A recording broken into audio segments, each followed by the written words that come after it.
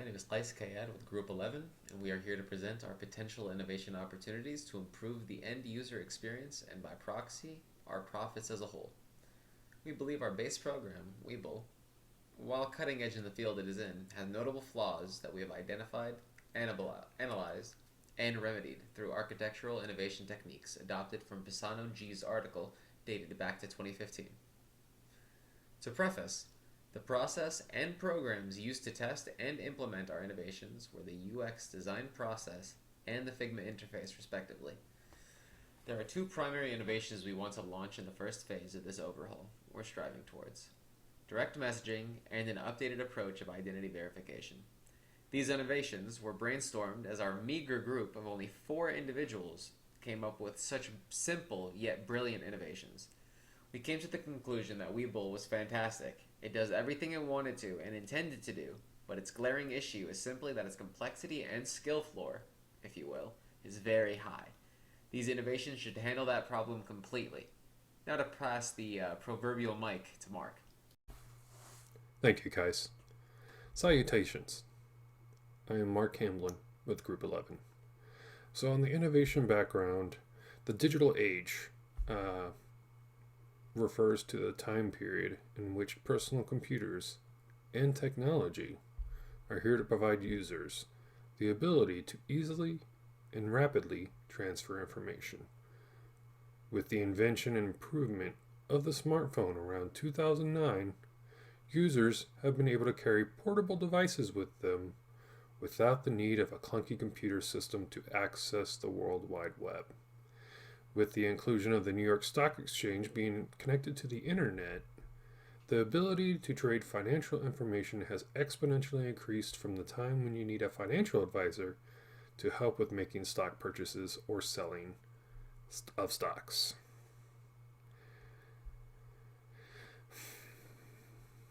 In regards to application development, security should be a paramount concern for application development that deals with the transfer of personal and monetary transactions. Unfortunately, some applications these days have the ability to collect data, but usually prefer the functionality of the product versus the safety or security of its use. The creation of identity brokers has allowed for the safety and security of verifying one's identity on the internet to allow for businesses conducting transactions. As for the robo-advisor, which is what the Weeble app is, it falls under the category of a robo-advisor. This means the application provides financial advice or investment management online with limited to minimal human intervention. This software uses mathematical models and algorithms to provide financial information for the users to make informed decisions. Now on to the innovation of identity verification. Hello again. For the identity verification innovation, the ways that we actually wanted to improve this app when it comes to identity verification is the use of a third-party information broker or identity broker. As you can see here, window 1 is the home screen. Window 2 is the open account screen, which is at the bottom of the app. When creating this, windows 3 and 4 show the parts of the personal information that needs to be used to identify the user via the Weeble app. We noticed that on window number 5 that the inclusion of ID Me as the verification for identity would be a lot better, safer, and secure, since ID and Me has the capability to verify someone's identity via in-person or over video to confirm their identity. This will help streamline the process and allow for multiple users to use this application to conduct financial trades or stock exchanges rates. As you can tell, pretty simple process in regards to having the ID&Me account linked with the Weeble account to allow for the users to use their full capabilities of the application. The justification of this identity verification, that there are issues that mainly focus on the security of personal information. With current security breaches by black hat hackers and government collectives, the use of identity brokers specializing with identity verification will provide businesses with the capability to verify their users in a secure manner. Also, identity theft and banking information need to be protected on the internet. With this new upcoming and how we are with the digital age, privacy breaches are going to become more commonplace. Now, if we preempt that with better capabilities of protecting people's information, their banking information, it will help create a more fun environment and a more environment that seems safe, that will attract more users to conduct more transactions on the application. Unfortunately, we also don't have great government oversight of data privacy. It has been trying in the works, but unfortunately, not everyone understands the Internet of Things and what is needed to protect people's data. So, the proposed innovation is using the third-party ID broker called ID&Me. Our plan is to include it during the account setup process to allow for people to use a third-party system to verify their identity, so they don't have to electronically send their private information and their banking information and other personally identifiable information to the application, and creates an atmosphere of safe and secure environment. With using ID&Me, this is probably the most secure capability versus having an internal app that will verify and collect the information. This will also reduce data storage costs associated with the security and protection of that information, since a third party will be handling that and will be giving the thumbs up or the thumbs down on identity verification. That is all I have for that, and I will now pass on the torch to Simran. Thank you. Hi, my name is Simran Saroop, and I will be talking about the direct messaging and search functionality that we decided to implement into the Webull app. So firstly, how did we come to this innovation? What brought us to this point? It's simple, really. User-centered design. With the user-centered design process, we observed and analyzed our users and their experience. We came across a very fascinating situation. One of our users, Bianca, found some very interesting information and wanted to ask a close family member who is also on the app a question about said information. However, once she did go to the community tab, which she intuitively assumed that a direct messaging functionality would be found, she soon realized that there was no such functionality. She soon realized that she did not have the capability within this app to search or message the person in question, her close family member. And we noticed from various other users that it turned out to be a reoccurring pain point, this lack of connectivity, this lack of direct messaging. So what did we do? We innovated. We decided that not only would we add a direct messaging function to the app, we would also add a search function to the app. Why? Because we realized as Team 7 that not only was it important for app users to be able to contact and easily communicate with other users of the app, it was also important for them to clearly, easily, and quickly find other users of the app. which was not currently in existence for the app at this time.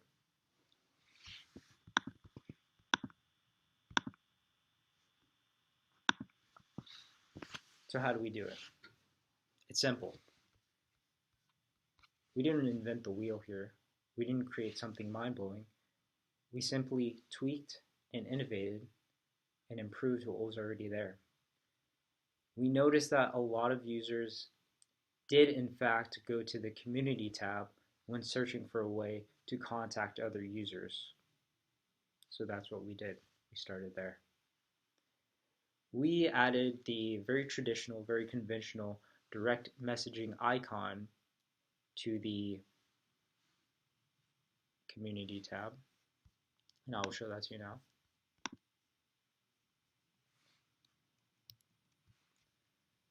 And this icon, as I said just now, is extremely universal to the whole process of direct messaging and direct communication found in Instagram, TikTok, Twitter, etc.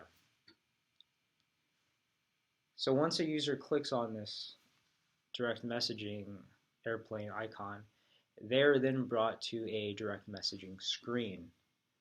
On this screen, they are able to find existing conversations with contacts that they may know from real life, they may know strictly through the app, it doesn't matter.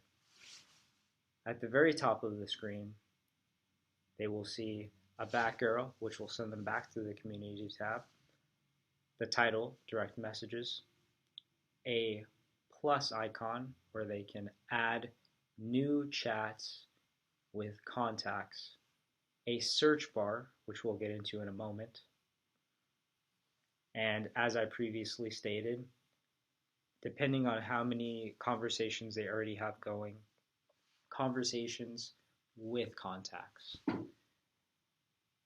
We also added a notification feature. When contacts message a user, and that user has not yet opened that message, a small blue button, small blue circle will show up on the right-hand side with an amount of messages that have been unread. For example, let's say my friend sends me 5 messages. I haven't read any of these 5 messages. I will now see a small blue circle, and underneath that circle, it will be blank. However, to the left-hand side, underneath their name, it will say 5 new messages. Moving forward, that search bar function that I briefly mentioned, that is where people can search users, where people can search contacts. And it's very simple to use. Let's say I wanted to search our professor, Professor Chang, Jerry Chang. We would type that in. Then a submit button would show up on the the right-hand side. Press it, then you will be brought to another page. And on that page, you'll see Jerry Chang, right-hand side, add, left-hand side, chat.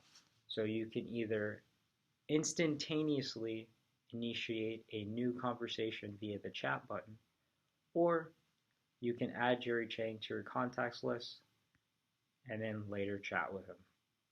Very simple.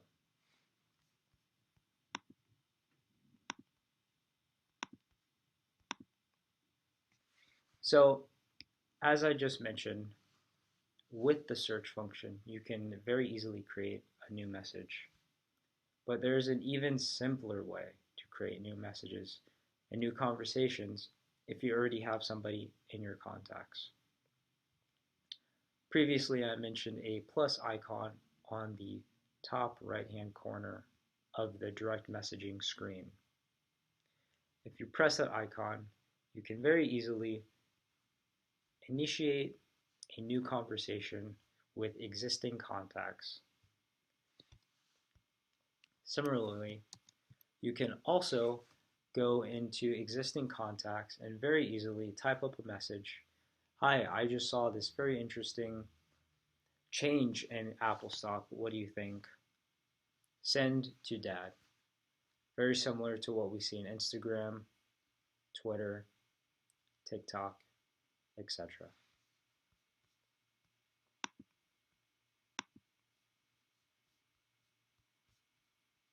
Thank you, and I will now pass the torch to my great friend and great teammate, Tian. Hello, I'm Tian with Group 11. I would like to talk to you about the business justification for the two proposed changes we have for Webull. Speaking in terms of business, the secondary identification method that we have proposed is intended not only to secure our users' accounts and information more effectively, but let our users rest easy knowing that their information is being securely verified. By using the same platform that the U.S. government utilizes, ID.me has been proven to be secure and will make users more comfortable sharing their personal information. In the IDG Tech Talk, Why is the state of medical IoT so scary? They talk about the dangers of linking such critical systems to this big Internet of Things. Any ID verification process involves putting the user's information at risk, and our innovation of using ID.me will add a secure barrier of protection of precious information from hackers getting their hands on users' information in malicious ways. Our team also came up with the conclusion that despite the heavy social presence in Webull in the form of articles, comments, and updates, we have no direct messaging function. Direct messaging has been vital to the life of many bustling apps in the last decade. We know for a fact that the direct messaging function increases screen time, and any interaction between individuals has the potential of generating more investing and new users. The direct messaging addition we feel would make the users more content and share their positive experience on through word of mouth, and that is the most effective form of advertising and is free.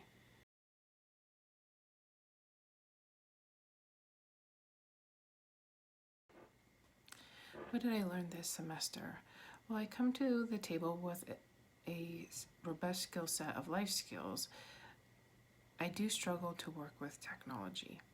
I was happy that my group has taught me many new ways to navigate around the digital world. Without their patience and their expertise in the digital landscape, I would have been lost and frustrated. I am thankful for them. I was also first worried when I found I was the only female in a 4-member group, but that was quickly forgotten as the semester progressed and we continued to work and hold meetings and complete sections of our project. I feel our whole group was frustrated with the lack of a book or concrete information that we could refer to as we worked together. While I enjoyed reading the Harvard Business Review Journal, the details that were expected of our 4-member group was vague and unclear. Thankfully, we had each other to rationalize and to think out our solutions, not only for the app we were trying to improve, but also about the project itself. According to Nader, this type of project should have only been done in person. I found that amusing while we struggled to find ways to do it all digitally and online. Like Nader said, it is most effective in person, but because of the strong digital skills of my fellow group members, we were able to work through and persevere. Hello again. My name is Mark Hamlin, and I'm currently a senior graduating this semester with a BA in economics. I learned from the experience of this team dealing with awesome people that helped me understand that teamwork is what helps make the dream work. I learned that coordination needs to happen frequently, especially in the world of a virtual environment. Things are not as easy when things are not done face to face or in person. And this digital world has created so many avenues to help create this cohesion. I learned in this project the intensive process it takes to create an application or to innovate an application that's already out there. And the amount of man hours, the amount of work that needs to go into it, and the amount of people that are needed to help. The biggest thing I learned is that disagreeing from the Chris Notter LinkedIn learning videos is one of the greatest things to actually have for this process, because it will help with eliminating the bias of groupthink. Coming from a former military background, groupthink was commonplace. So using this to help innovate and create up a new app has been eye-opening. I do know that this course helped me understand the painstaking process of innovation, and that we all need to figure out ways to work better and closer when working in an environment like this with the current pandemic. I was worried most of the time in regards to deadlines, but we came together, all of us, even with the limited capability of having only 4 students compared to everyone having 5, helped realize that we were pretty strong in this process. And go Rebels. I learned a fair amount, I believe. I, more than anything, learned about real teamwork and how it felt to be able to work with and rely on my teammates while doing a project short of a body. I loved learning about Figma and then translating those experiences from my real-world Figma prototypes I've encountered to the proposed innovations that we were talking about. I also both enjoyed and learned a lot about personas and how to apply them to a business idea or innovation. I'm actually currently talking to a startup, and while I can't offer much at the moment in comparison to others, I believe writing up effective personas in the context of the given project would find me an in. I also just want to stress the fact that it truly felt great working as such a cohesive and high-functioning team, and I want to give them all the credit that they truly deserve. So what did I learn from this project? I think the better question is, what didn't I learn from this project? I learned how to work with a very strong team of individuals that had strengths and weaknesses similar and very different from mine. I learned that not only was it important for a business to have its financials right, to have its management team right, to have its marketing team right, but also to have its development and innovation team right, because that's the seed of the business that can change something from okay to great. With this project, it really focused and emphasized the importance of the user-centered design process, which I wasn't very aware of prior to starting this project. Intuitively I understood that okay, designers, user interface designers, developers, and anybody in the development and creation section or department of a company would typically observe users and analyze them and see how they can actually improve an application or improve an existing product. However, I never knew the details of what that process entailed until now. And let me tell you, it's fascinating. I can imagine why a company, especially a tech company, considering that's the kind of thing we were working with, applications and things of that nature, would not implement this process. Even if they decided to use a different means for innovation, user-centered design has taught me that the truest way and the most sincere way to improve a product is to see it through the eyes of the consumer, see it through the eyes of the user. And I found it very interesting that we were able to analyze so closely and identify pain points so accurately with real people. It felt more like a science experiment at certain stages. Like, I'm not sure if any of you or you, Professor Chang, are familiar with the scientific method, but there's a very set stage, very set steps of, okay, hypothesis, and then you come up with an experiment, you observe, and then finally you make conclusions. And that felt very, very close to what we were doing here. Additionally, I found that working in a team was great at times and difficult, like I previously mentioned, strengths and weaknesses. Logistically, especially with COVID, I found that teamwork was slightly difficult for lack of adjacent and coherent schedules. Sometimes we just couldn't find the time to work together. However, when we did find the time to work together, it was always smooth sailing. It was always great ideas, great process, and great teamwork, honestly. Overall, I was not expecting to learn about what happens after the innovation stage.